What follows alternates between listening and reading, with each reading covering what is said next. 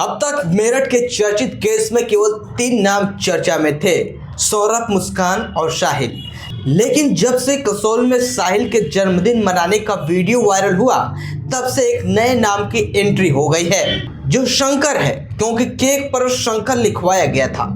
सवाल उठने लगे हैं कि यह नाम आखिर किसका है। क्या इस नाम के पीछे कोई गहरा राज छिपा है, या मुस्कान साहिल को शंकर के नाम से बुलाती थी। होटल में केक पहुंचाने वाले ड्राइवर ने बताया कि 11 तारीख को मुस्कान ने फोन करके एक केक मंगाया था। रात 8:30 बजे कसौल के बाजार से एक केक लाया गया था। मुस्कान ने उसे होटल पहुंचाने को कहा और बताया कि रात 12 बजे काटा जाएगा। ड्राइवर कहता है, मेरे को नाम से क्या मतलब, जो बोला गया मैंने कर दिया।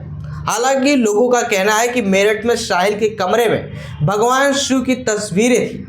वह अक्सर चोटी रखता था और तंत्र मंत्र में रुचि रखता था। ऐसे में हो सकता है कि मुस्कान प्यार से साहिल को शंकर बुलाती हो। ड्राइवर ने यह भी खुलासा किया कि मुस्कान ने अगले दिन उसे पूछा था, तुम्हें केक मिल गया था? मैंने मना किया तो बोली, हो सकता है होटल वाले खा गए हों। मेरठ में साहिल की कमरे की दीवारें किसी रहस्य लोक से कम नहीं थी।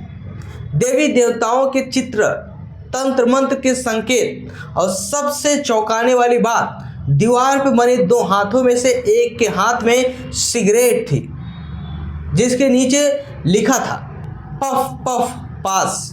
टेबल पर एसेट्रे में कई जली हुई सिगरेट्स पड़ी थी, लेकिन सबसे रहस्यमयी चीजें थी शिव जी की तस्वीर के पास बना एक पेड़, जिससे एक पिंजरा लटका था और उसके ऊपर ओम लिखा था। साहिल के घर की दीवारों पर भोलेनाथ की फोटो चिपकी मिली थी। मेरठ के चौधरी चरण सिंह जिला जेल में सौरभ की हत्या के आरोप में बंद मुस्कान और उसके प्रेमी साहिल की दिनचर्या और उनकी नशे की लत छुड़ाने की प्रक्रिया को लेकर जेल प्रशासन ने अहम जानकारी साझा की है।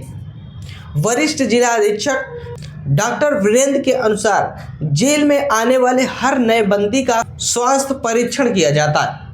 इसी प्रक्रिया के तहत जब मुस्कान और साहिल की जांच की गई तो पता चला कि वे नशे के आदी हैं। चिकित्सकों ने तत्काल उनकी चिकित्सा शुरू कर दी और अब दोनों को नशा मुक्ति के लिए दवाइयाँ दी जा रही है। इसके अलावा काउंसलिंग और ध्यान जैसी तकनीकों के माध्यम से भी उन्हें इस लत से दूर करने का प्रयास किया जा रहा है। प्रशासन को उम्मीद है कि 10 से 15 दिनों में उनकी हालात काफ़ी हद तक सामान्य हो जाएगी। मुस्कान ने जेल प्रशासन के सामने यह अनुरोध की कि उसे अपना केस लड़ने के लिए एक सरकारी वकील दिया जाए।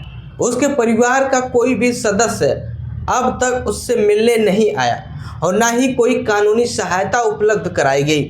ऐसे में जेल प्रशासन ने नियमों के तहत उसकी मांग पर विचार किया और न्यायालय में प्रार्थना पत्र भेज दिया ताकि उसे एक सरकारी वकील मिल सके। जेल प्रशासन का कहना है कि किसी भी बंदी को कानूनी सहायता दिलाना उनका दायित्व है और यदि कोई आधिकारिक रूप से सरकारी वकील की मांग करता है तो उसे यह सुविधा दी जाती है। शुरुआती दिनों में मुस्कान और साहिल दोनों डरे हुए थे और साथ रहने की इच्छा जता रहे थे, लेकिन जेल नियमों के तहत महिला और पुरुष बंदियों को अलग अलग रखा जाता है, इसलिए उनकी यह मांग स्वीकार नहीं की गई।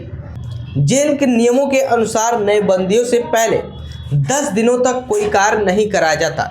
इसके बाद यदि वे चाहें तो जेल की दिनचर्या में शामिल हो सकते हैं। डॉक्टर के अनुसार नशे की लत के कारण मुस्कान और साहिल को खाने पीने में भी परेशानी हो रही थी, लेकिन जैसे जैसे दवाइयों का असर हो रहा है उनकी स्थिति में सुधार देखने को मिल रहा है। शुरू में दोनों बहुत खामोश थे, लेकिन अब उनकी बातचीत में थोड़ी सहजता आई है। जेल प्रशासन का कहना है कि यदि जरूरत पड़ी तो मेडिकल कॉलेज के माध्यम से मनोचिकित्सक की व्यवस्था की जाएगी। अब तक मुस्कान और साहिल के परिवार का कोई भी सदस्य उनसे मिलने नहीं आया, यहाँ तक कि मुस्कान ने अपनी बेटी को भी याद नहीं किया। जेल प्रशासन पूरी सुरक्षा के साथ साथ चिकित्सा व्यवस्था का भी ध्यान रख रहा है ताकि दोनों कैदी सामान्य जीवन की ओर लौट सके।